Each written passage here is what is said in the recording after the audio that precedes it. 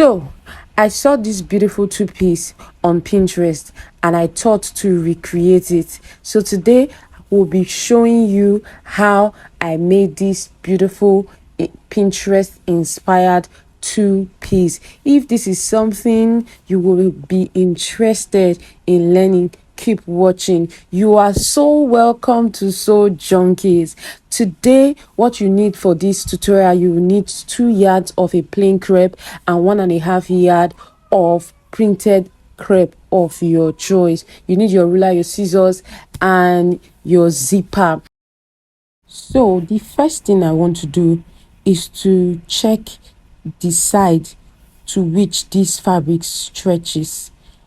It is not a fully stretchy fabric, so I have to, even if it has a very little stretch, I'd like to put it at the side. So here I'll just fold into 2 first, and then I'll fold into 4. Just do exactly what I am doing if you are following the tutorial with your fabric already in place.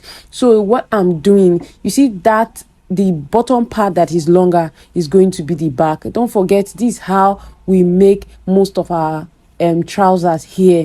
We don't cut separately unless if it is going to be a pencil trouser. So here I'm just creating a straight base, so I know that I have a straight base to work with. The next thing, I'm marking out 2 inches. The back is going to be longer than the front with that 2 inches at that crotch area, so I'm marking that out, and from that point I'm marking out the crotch measurement. The crotch measurement I took, usually I measure, but some people use hip divided by 4 plus 1 inch. So I just measured the crotch length. Here I'm marking out the hip measurement divided by 4. That's 1/4 of your hip measurement. I'm marking it out, and then I'm joining those 2 points together.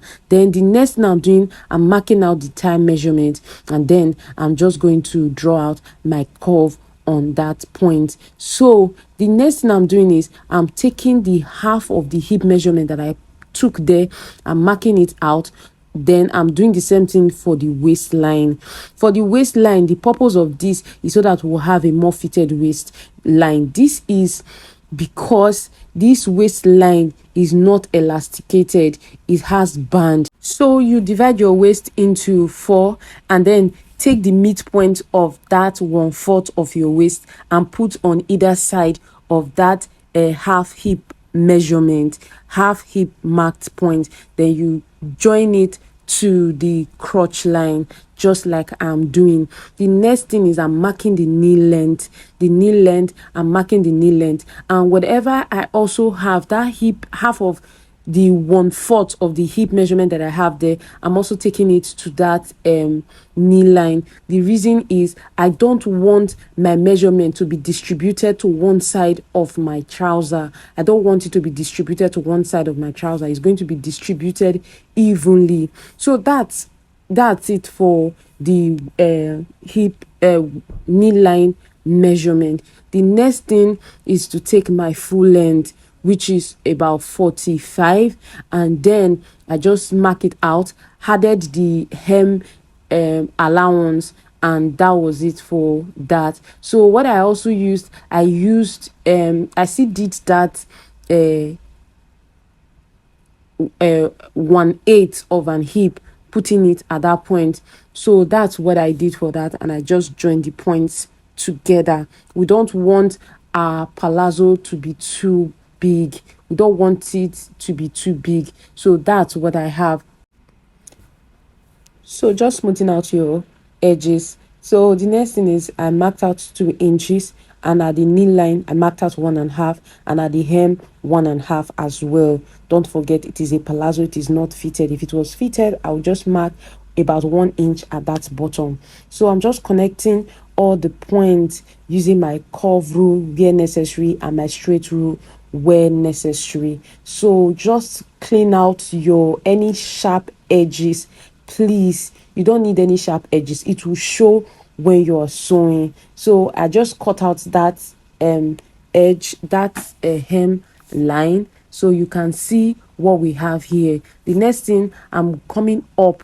You see that first hip measurement that I have for the waist the first time? That's what I'm going to use for that bag, because the bag has that, so that one is going to serve as that for me. So you see what I just did? I didn't add anything extra, neither did I take anything out. So you just cut out the first thing. Since the back and front are together, the first thing I'll cut out the back.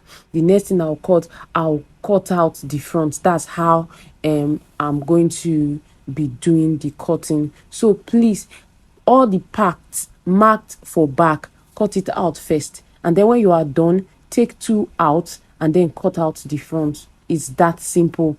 Please don't make any silly mistake that will jeopardize your entire project. Just ensure that you know what you are doing and that you understand perfectly. So please be in the comment section if you have any question, any contribution, any suggestion that might be helpful. So we are done for this trouser. If you haven't separated the front from the back, just do that separation now, and that will be all for the cutting of the front pants. It is really quite easy. Don't forget, we do easy here. And like I always say, until you practice your tutorial, you hardly have any reason to actually comment or say anything about the video. So please practice your tutorial and let's hear it. So we are done cutting the main piece, the trouser. Here we're just cutting out the band. This trouser doesn't have pockets, so we are just cutting out the band, and I'm using about 2.5 inches for the band so that it will just sit well. It will be at the upper tummy region, so it is a high waist trouser. So now we are on for the top. Fold your fabric into four. Here I'm just marking out my shoulder. Mark out your neckline. I used 4 inches neckline width, and about 3 inches for the front, and 1 inch for the back. 4 inches width, 3 inches depth for front, and 1 inch width. So I'm just marking out the armhole.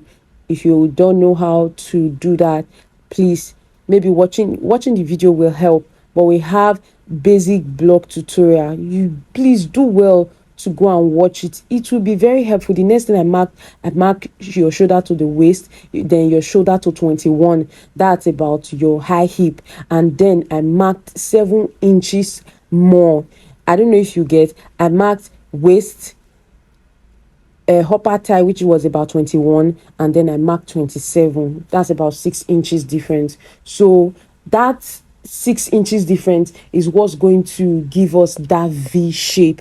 That V shape in front is what's going. So if you want a longer V shape, you can make it longer, but I just wanted that 6 inches measurement. Then you had your about 1/2 inch seam allowance. So that's, you can see, that was all I did for this top. It wasn't a big deal. It was just easy and straight to the point. So if you've been afraid to make clothes for yourself, keep following us on this channel. There's no way you will not improve. I promise you. If you are following us consistently, practicing our tutorial for 1 month, even you will see the improvement. So separate the back from the front so that you can actually cut out the front neckline like I did, and then you have your top almost as good as ready. So the next thing is to cut the sleeve. What I do all of the time